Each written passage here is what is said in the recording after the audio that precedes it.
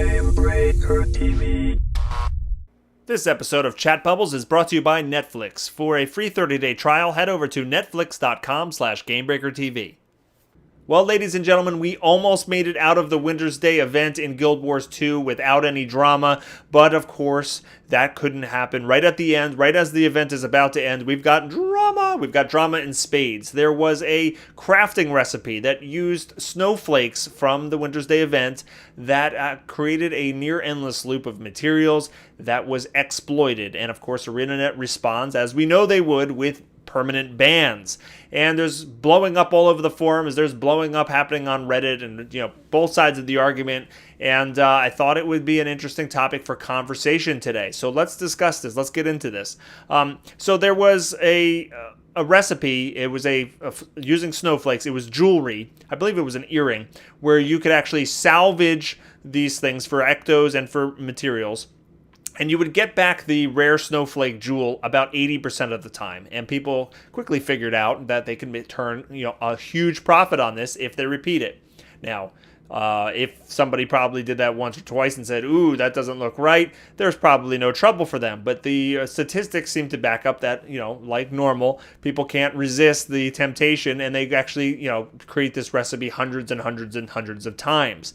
Now, some people are going to argue that, hey, ArenaNet put this recipe in the game. They didn't test it properly. We didn't get any warning that this was an exploit. I shouldn't be banned.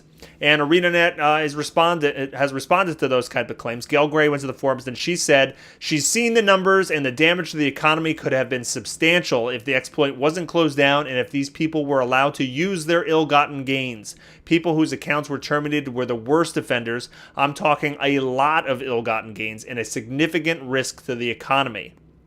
Anytime you can take one thing and make 2 and then 4 and then 16, you gotta know something's wrong. And to perform that action hundreds and hundreds of times, that's called exploitation, my friend. And that's against the user agreement and the rules of contact and all that is holy. So that's ArenaNet's kind of response to it. Of course, there's going to be people, you got to be careful when you're reading these posts, right? You're gonna read from people that claim they got banned. You're gonna read all kinds of mathy posts on Reddit. They figure out the math and they say, hey, it's not that much worse than salvaging the rare silk shoulders or something like that. You got to take every one of those with a grain of salt. You got to have to trust that ArenaNet's got the numbers to back this up, right? They're going to go after people that did this 500 times, 600 times, and then just amass huge amounts of gold and materials as a result of this. They're probably, I would hope they're not going after everybody who did it twice and went, or 3 times and said, oh, this is interesting.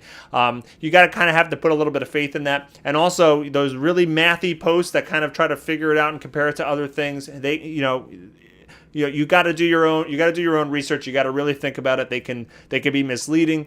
They could have errors in the computations and all kinds of things like that. But the main issue here is that you got the rare crafting material, that rare snowflake jewel back about 80% of the time, which creates not an endless loop, but a big enough loop that you could see that it is different than a lot of the other recipes that are in the game.